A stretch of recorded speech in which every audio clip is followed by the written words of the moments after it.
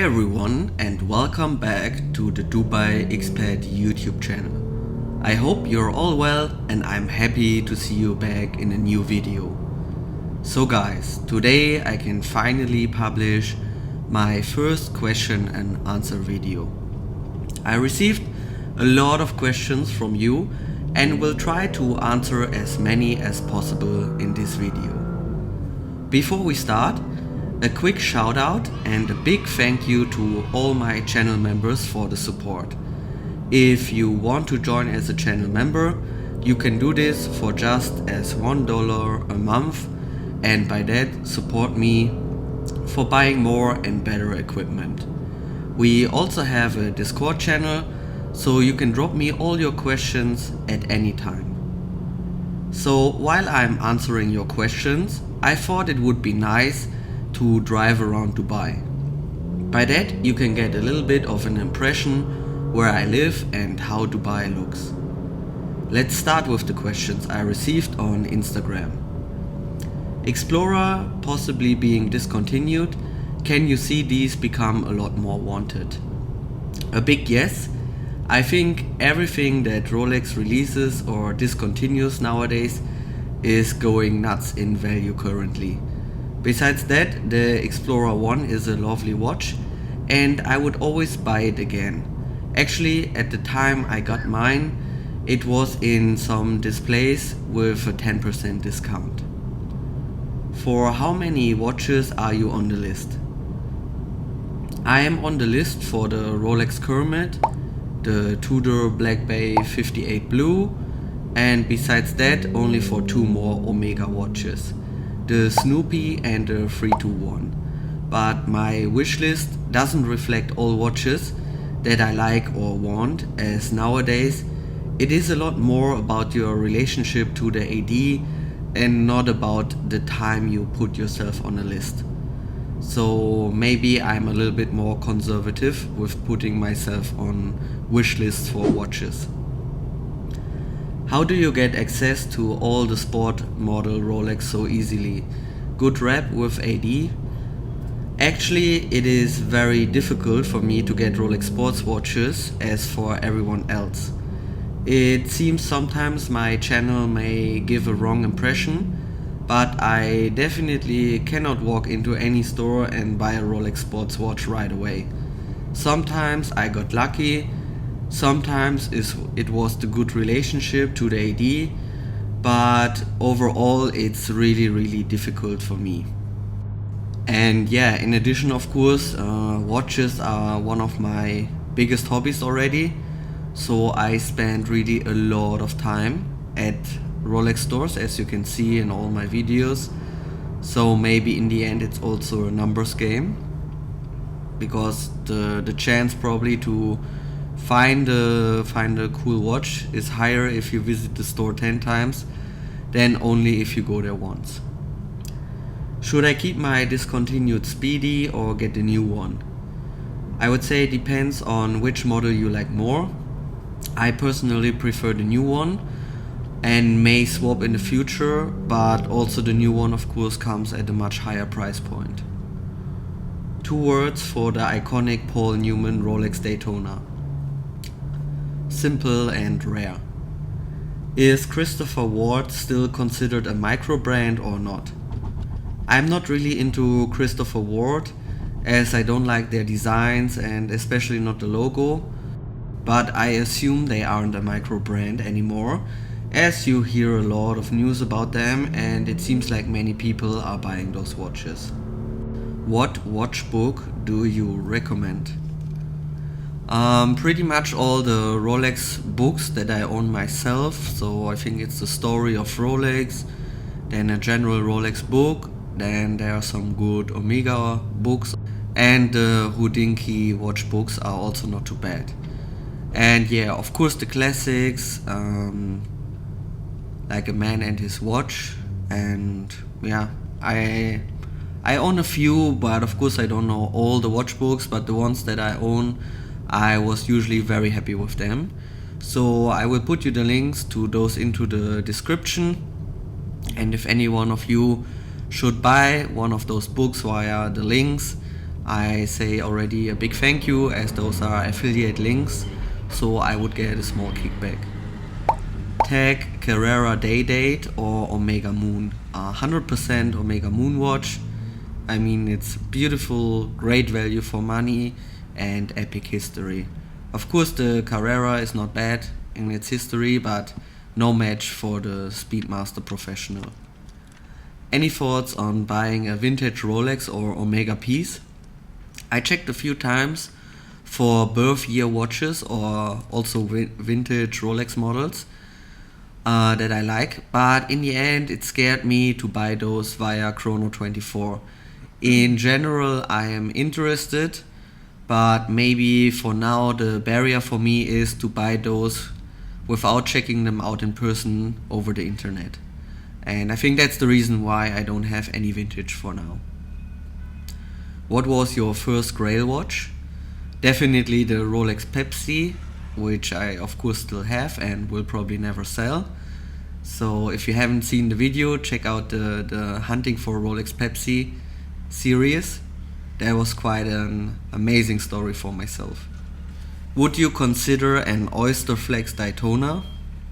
I hope to be able to make a review with one of the Oyster Flex Daytona soon. So one of my friends here in Dubai has, I think, the yellow gold version, and by that I hope to get a better feeling for it, how good the Oyster Flex sits on my wrist, how comfortable it is, and how the overall quality feeling is of it.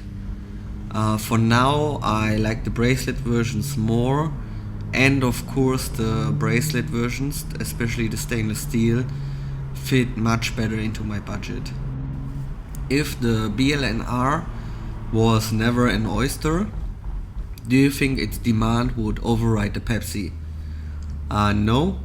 The Pepsi is the classic Pan Am design, and by that will always be more significant in its history. But the BLNR is a nice piece and stands out besides the several versions that you can get with a Pepsi bezel. And now we come to the questions I received on YouTube. What percentage of your annual income goes into watches? That is of course quite a private and sensitive information, but if the question would be how much of an income should go into watches, I would say it depends, of course, how much you love watches and how long you want to save for one.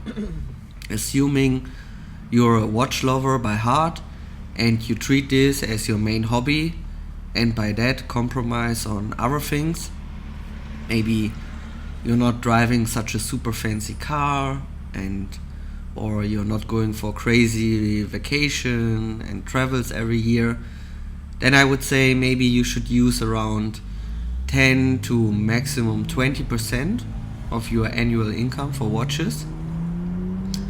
If you buy a lot of watches that are going to lose big in value, maybe you should lean more towards the 10%. And if you're buying watches that increase or hold their value, I would go more towards the 20%.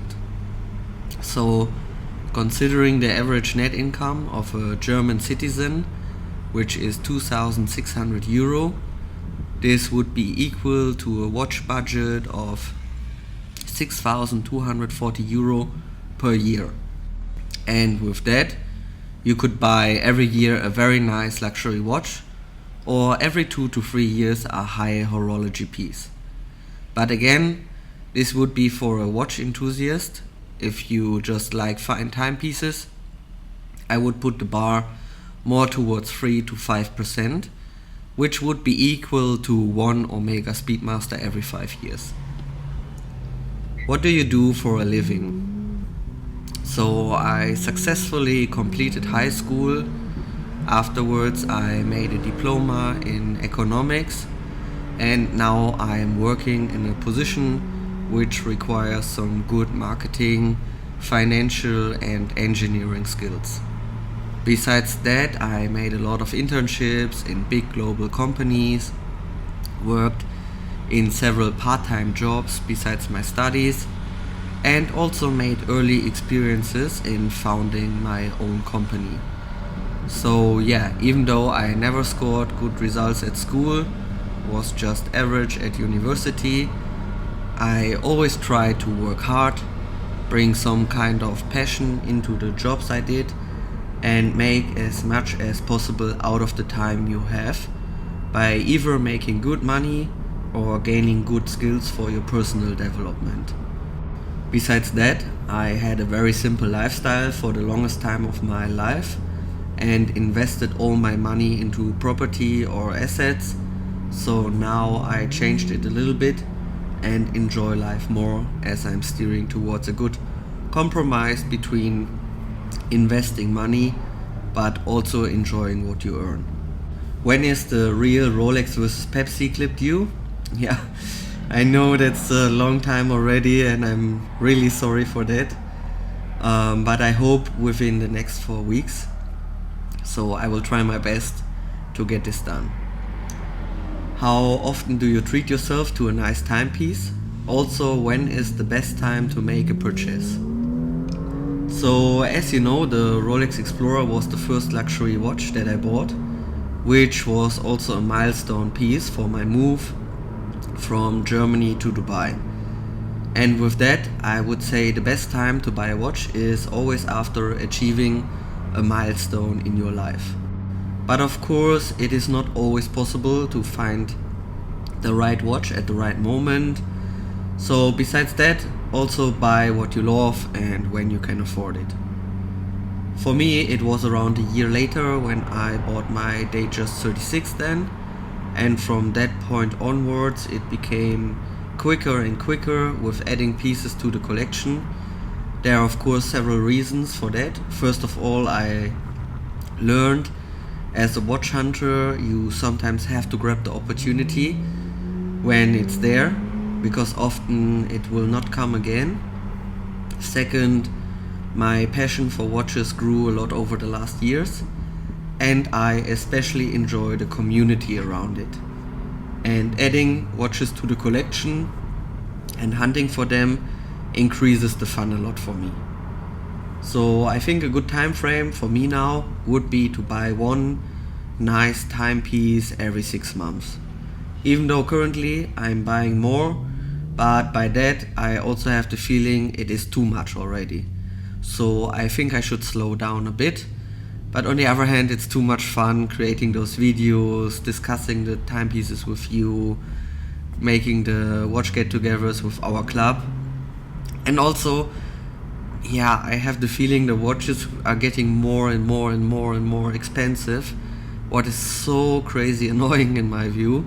So I hope, to, I don't know, somehow maybe get it done, if you could say it like that, so that I have my perfect watch collection and can just lean back and relax and don't have to pay the premium they may catch in the future. Which AD offered you a great Rolex buying experience apart from US? So for now I have only been at ADs in Dubai, of which I don't want to judge the buying experience in this video now. US was of course amazing and as good as it can be, I would say. Besides that, my sister said she feels very well treated at blrn in Munich. Hopefully there will be more buying experiences soon, so I can just say check out my videos and you will probably get a good feeling if it was a good purchase or if it was a bad buying experience. What is it like living in Dubai? Is it safe? Is it an exciting place? What's the good and bad? So first of all, Dubai is really amazing. I never thought I would like it so much, but the city offers a big variety of cultures living and working together that it never gets boring over here. Also for me, coming from Germany, it was of course a completely different culture to which I had to adapt, but the bigger the contrast, the more exciting it gets. Also, the local people are super friendly and you feel very welcomed. If you work hard, I think you have all the chances in this city to definitely achieve something and make a good buck, as it's definitely a society that values hardworking people. And that's what I also really like. I was a little bit scared at first about missing nature, but once you discover the desert, you understand how many possibilities it offers you. Especially with the stone desert and the mountains in the northern region of the Emirates, I can do all my beloved hobbies like mountain biking and hiking. Then for the safety, I think I never felt more safe in my whole life. You can walk around with a Rolex on your wrist and a few $1,000s in your pocket without being worried at all. I never experienced a situation in which I felt uncomfortable or was worried about my safety. Things like parking your scooter or bicycle without a lock in front of a mall are normal things over here. And my experience in Germany was that your stuff would be gone in a second. I'm not really sure why it is so safe over here, but you will definitely have no problems at all. The only bad thing I can consider about Dubai is of course the weather during summer, which is super hot, so it often reaches close to 50 degrees. And when it is so hot, you can't do anything outside. And it is always a pain running from one building to another. So you're getting quite sweaty very often. But on the other hand, then I think in Germany we have many days which are full of rain. And so here you have the heat, and in our cities maybe you have the rain. So not too bad also. If you could get any watch for list price and no wait list, which one would you get? Maybe obvious answer would be a 5711, as you could make a big profit with one. But if I could currently choose one piece, it would probably be the A. Lange & Söhne Odysseus, as it is such a beautiful piece of craftsmanship and also a German watch. And I would love to have one day a really nice German watch in my watch collection. So this one is definitely a Grail piece for me, and there will also be soon a Lange & Söhne video be following on my channel. How did your inspiration for watch collecting start? So I can tell you that my grandpa was a great watch and clock collector. Basically his whole villa was full of clocks and watches, and I never understood that as a kid, how someone could be so crazy for watches. But also he could never convince me to start getting into watches. And then the story continues with my dad, who also tried to make a watch collector out of me. And he always wanted to gift me a luxury watch for my 18th birthday. But I wanted a cool motorbike at that time to enjoy my hobby with friends. So maybe the story how I got into watches is not very romantic. But actually just a few years ago, I think now maybe 2 or 3 years ago, I started somehow to watch a lot of watch videos on YouTube. Even though I haven't had any cool watches at that time, but the videos were so interesting, of someone buying like a watch for $5,000 or so, what was completely crazy for me at that time. It was so interesting. And then of course, after watching all the watch buying experience videos, I watched also the reviews and the watch talk episodes and so on and so on. And then I was always someone who liked to buy quality things, like my Remover suitcases or so, which I have for a very long time already. And I always enjoyed that if you buy something of very high quality and you keep it for a very long time, and like 10 years later you check your suitcase and you're like, wow, this thing is already 10 years old and I'm still using it. Which is such a nice thing in today's world, where we have so much waste and so many trends, and everything is changing so quickly, that I think that was then the spark that started the fire in me for collecting watches. And yeah, but overall it was really that I loved watching the YouTube videos, and by that I learned all about this amazing hobby, and then I just wanted to start it myself and bought my first luxury watch. Where do you find your theme music, and should I get a Pepsi or Datejust? I usually search on YouTube for no copyright music, and that works quite good for me. And of course you should get a Pepsi if you can, I mean, no question at all. What is your take on local AD? So as you know from my channel, I never got a hot Rolex watch from our local AD. All watches I bought were at the time display watches with discounts. The Submariner may be an exception, but as the airport store doesn't count to the local AD, we are only speaking about the 2 Explorer and 1 Datejust that I bought in Dubai. So this is still not enough to get something like a Submariner or whatever, a GMT Master or so from our local AD. And yeah, and in addition, you know, I ordered the Submariner for my dad here when I bought my Explorer, and in the end I had a big dispute with the local AD, and yeah, the order wasn't in the system anymore, and in the end maybe the dispute also has hurt my profile more than it helped getting that watch. So how is my experience? For me personally, let's say maybe neutral, as I'm happy about the watches that I bought and would always buy them again.